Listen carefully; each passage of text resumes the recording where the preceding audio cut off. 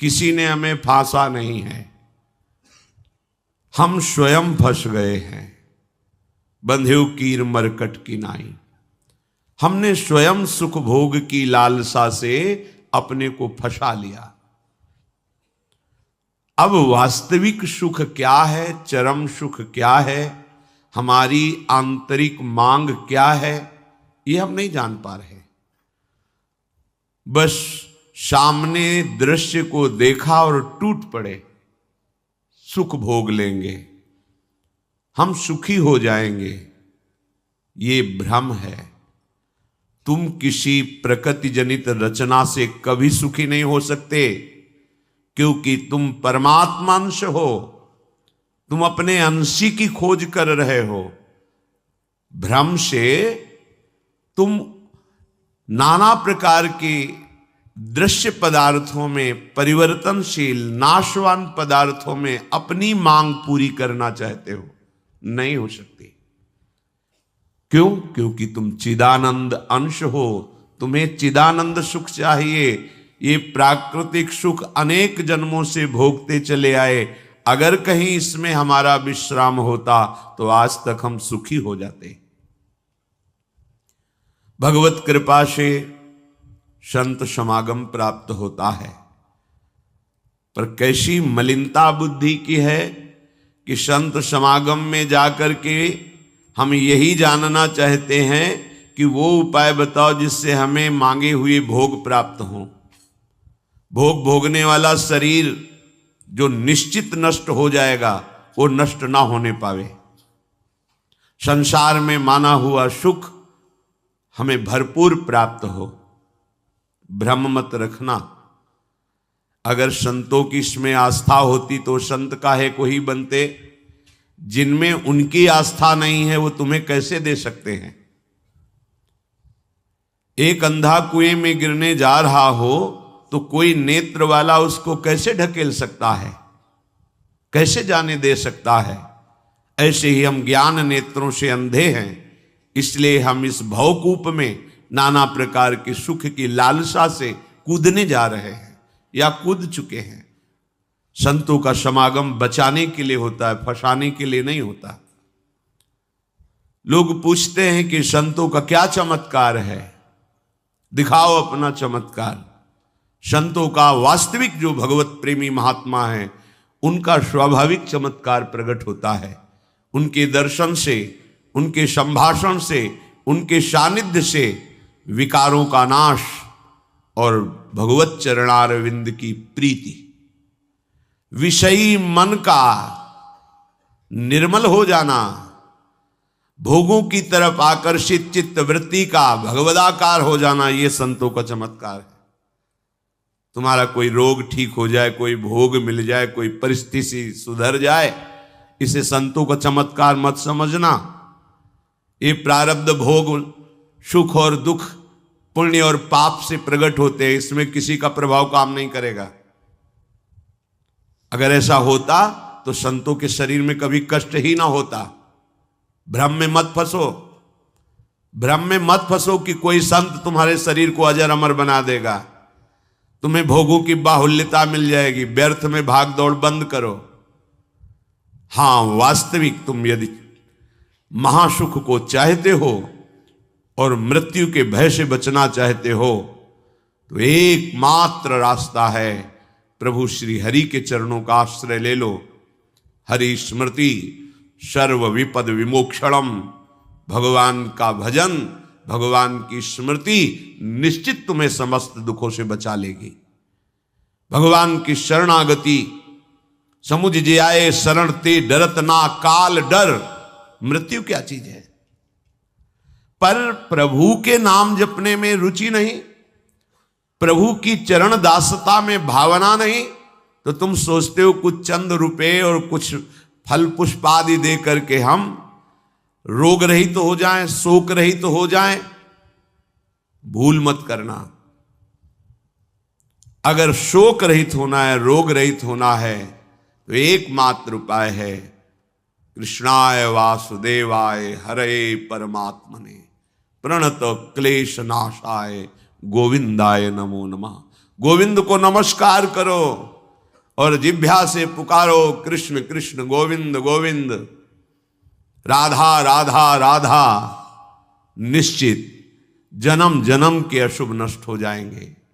आप स्वयं परम सुखी हो जाएंगे, शरीर राग नष्ट हो जाएगा, ऐसा अद्भुत सुख मिलेगा, कृतकृत्य हो जाओगे। पर अब इस मार्ग में चलने के लिए जब कदम रखोगे तो असत वृत्तियों का त्याग करना होगा। यहीं सब फेल हो जाते हैं। वो ऐसा शॉर्टकट ढूंढते हैं कि कुछ हम कमाए हुए पापाचरण से चंद रुपए आपको दे दें, आप हमें संभाल लेना, भूल मत करना। कभी ऐसा नहीं हो सकता। नाली के पानी से हाथ धोने से कभी हाथ पवित्र और निर्मल नहीं होते। ऐसे मलिन आचरण करके कमाए हुए धन से कभी तुम्हें पवित्रता प्राप्त नहीं हो सकती। ये सब नाटकबाजी मन की है। वहां चलो तुम्हारा सुधर जाएगा, कुछ नहीं सुधरेगा जब तक तुम सुधारना नहीं चाहोगे। तुम सुधारो अपने आप को। किसी का आशीर्वाद कोई काम नहीं करेगा जब तक तुम अपने आचरण नहीं सुधारोगे। तुम खाओ मांस, पियो मदिरा, करो व्यभिचार, नाना प्रकार की हिंसात्मक वृत्ति, तुम्हें भगवान भी नहीं माफ करेंगे, चाहे जहां भाग के चले जाओ। अधर्मा आचरण करने वाले को भगवान कहते हैं मैं साक्षात काल रूप से दंड देता हूं। शरणागत होकर नियम के अनुसार चलोगे तो भगवान तुम्हें दुलार करेंगे मां की तरह। यह सिद्धांत है। नाटकबाजी में फंसो तो फंसो, सिद्धांत से चलोगे तो कभी धोखा नहीं खाओगे, आनंद में मगन रहोगे। पर सिद्धांत में चलने के लिए असत त्याग करना होता है, इसीलिए सब फेल हो जाते हैं। कोई बिरला गुरु कृपा पात्र ही कदम आगे बढ़ाता है। ये भीड़ भागम दौड़ केवल वासनाओं की पूर्ति के लिए तो भ्रम में मत रहना। किसी का आशीर्वाद, किसी की कृपा तुम्हें वासनाओं से नहीं बचा सकती। एकमात्र उपासना ही वासना से बचा सकती है। और उपासना तुम करने के लिए जब तैयार होगे तो ये गंदी बातें, गंदे आचरण, ये आपको त्यागना होगा। बस यही तुम्हारी गाड़ी फेल हो जाती है। ये हम नहीं त्याग सकते तो फिर तुम्हें कोई बचा भी नहीं सकता। लिख लो, अपने दिमाग में लिख लो। अगर बचना है तो एकमात्र मामे ए प्रपद्यन्ते माया में ताम तरंते। जितना भी समझाओ ये पागलपन छोड़ते ही नहीं। बस कोई जंतुर ऐसा हो, कोई भस्म ऐसी हो, बस हम नाटक में रिझना चाहते हैं।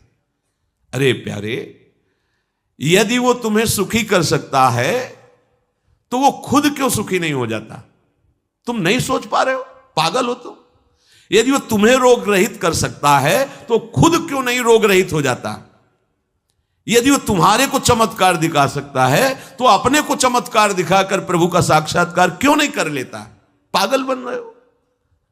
सिद्धांत को समझो।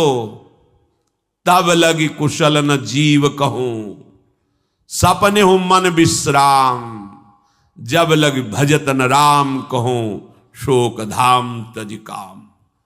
जब तक शोकों का खजाना एक कामनाएं, इन कामनाओं को प्रभु के चरणों में समर्पित करके भजन नहीं करोगे, स्वप्न में भी सुख नहीं मिलेगा। जागृत की बात जाने दो। जो चाहत है नित्य सुख, अरु मन को विश्राम, यही सब चाहते हैं। दुख का मुंह न देखना पड़े, मन हमारा प्रसन्न रहे, शांत रहे, कोई कामना हमें जलाए ना। हां, है मार्ग।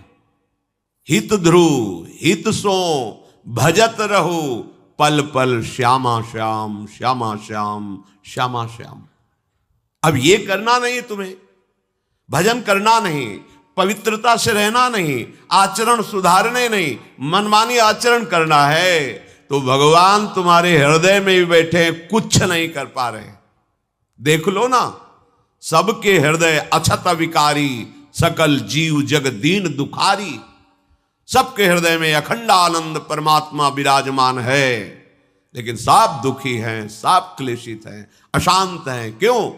तहां वेदस कारण राखा, भजन प्रभाव संत श्रुति भाखा। भजन नहीं कर रहे हो इसलिए।